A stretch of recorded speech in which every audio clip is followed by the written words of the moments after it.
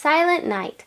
This song is in C major, no sharps or flats, and this song is going to be either the most difficult or one of the more simple songs depending on how you want to play it. If you want to just do the melody, then it's pretty straightforward, so let's just start with the melody. There's a little bit of moving around. We're going to start with our third finger on So. Let's just run through it once.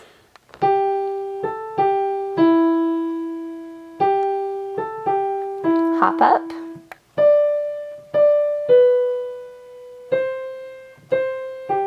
And then squeeze there. Stretch to Mi.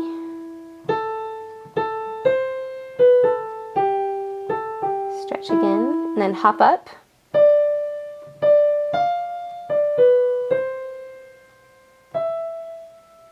Hop down. Squeeze. So it's just going to take a little bit of practicing, but you can get that.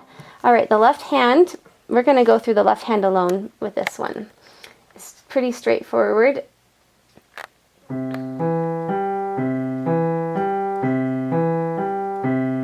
Stretch down with your pinky.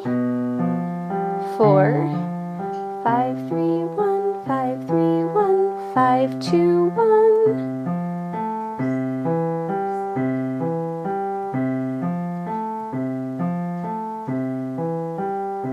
Stretch down. 4, 5, 2, 1, 5, 3, 1, 4, 2, 1, 5, 3, 1, 5. Okay, so now we're going to put them together. There's a syncopated rhythm here. It's not really syncopated exactly, but they don't line up. These are lined up, and then we have the left hand, and then the right hand, and then they line up again. That's going to take a little bit of practice. Let's just go through it.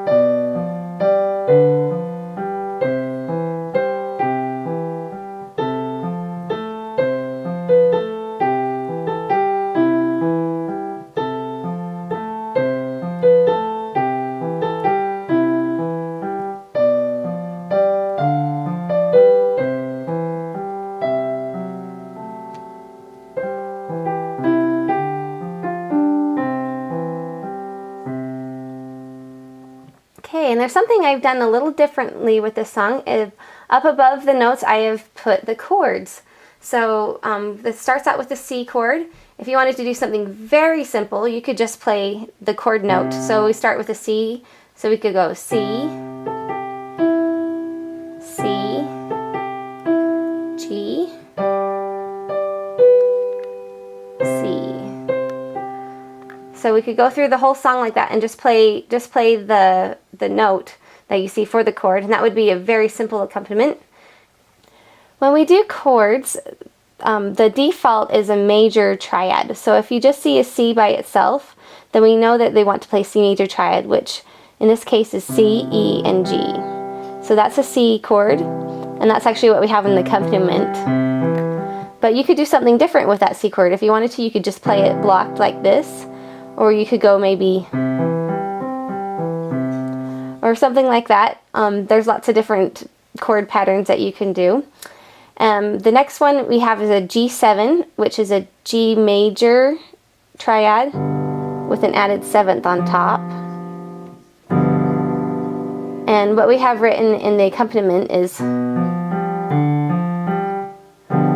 those notes make up the G7 chord. If we took that G and put it on the bottom, we would have a G7 chord.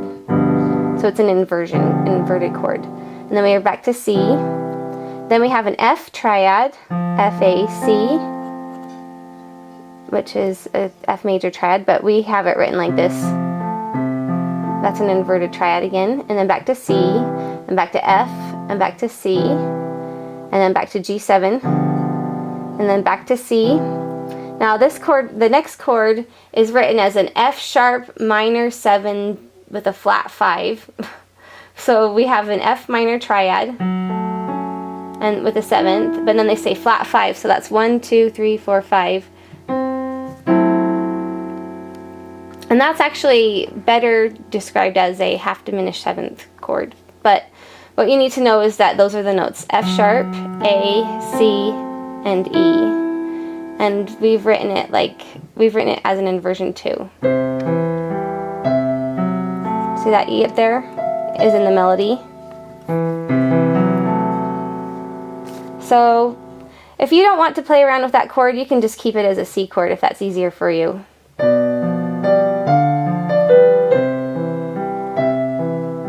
So as far as playing around with chords, you can just do it like that. And then G7. Alright, so let's play around with this chord. I'm just going to play blocked chords this time.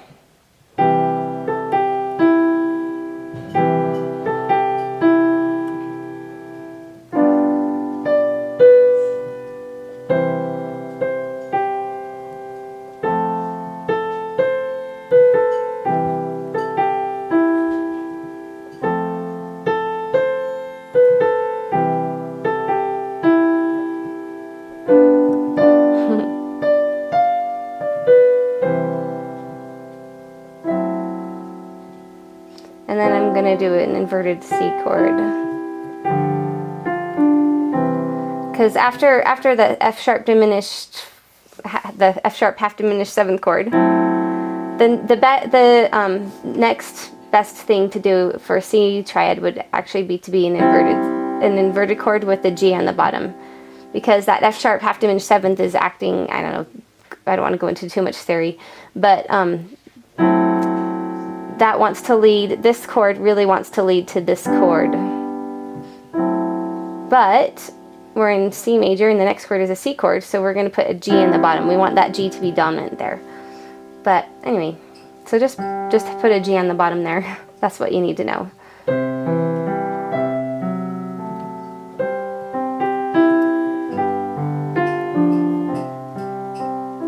Okay, I'm going to do some arpeggiated chords just to play around with it, to give an idea of what you can do with this.